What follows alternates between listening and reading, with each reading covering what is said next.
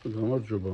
ეხლა სინანსს უყურებდი და გამოუცხადდა, რომ ესე იგი 1 ცენტიანი პენი აღარ იქნება ომალიო მოძრაობაში, ბრუნვაში.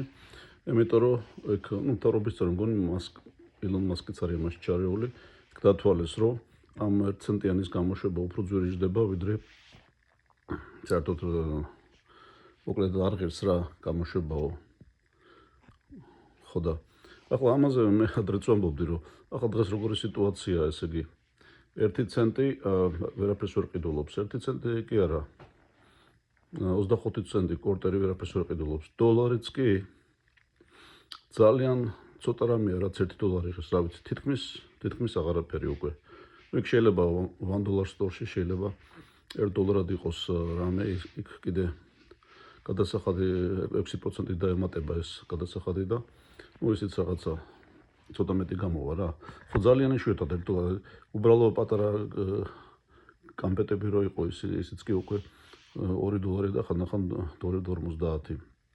ხო და ანუ ესეთი ინფლაცია ახლა ძალიან აგორებულია და ეს გასაგებიც არის, ამიტომაც 1 ცენტი უნდა გააუქმოს. იგივე პროცესები მიდიოდა ადრე ჩვენთანაც იქ რუსეთში როგორი იყო და ჯერ კაპიკები საერთოდ ამოვიდა ბრუნვიდან მერე რკინის მონეტიანები რაღაცა, დაახლოებით მაღალი ინფლაცია როცა იყო. ხო და მაგის გარდა ახლა კიდევ ერთი მომენტია, ეს ინფლაციას ის აღნიშნებს, რომ ალბათ კავშირშია. ადრე ესე იგი ცელოფნის პაკეტებს რო იღებდი ხოლმე, როცა საჭმელს იყიდიდი ან ამას, ყველაფერი იყო უფასოდ.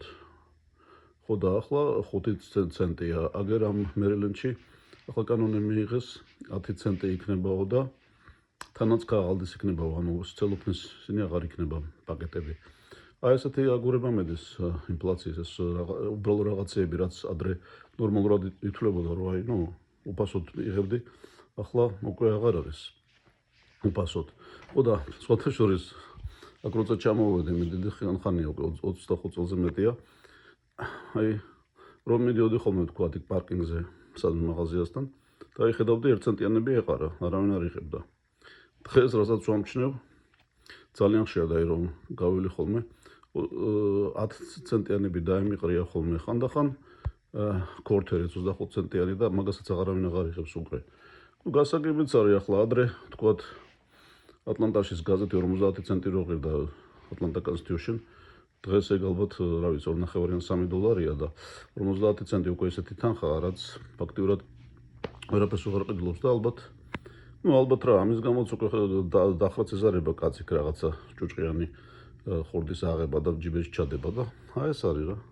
ინფლაცია გრძელდება და ახლა ამ კოლუმბიასთან ეს სავაჭრო ბრძოლის მერე კიდე გაჩერდა დროებით, მაგრამ ისიც კიდე ფასებსაც აწევს ალბათ ყავის და სხვა რაღაცეების და ალბათ მოგუმატება კიდე ინფლაცია კიდე უფრო გაიზრდება.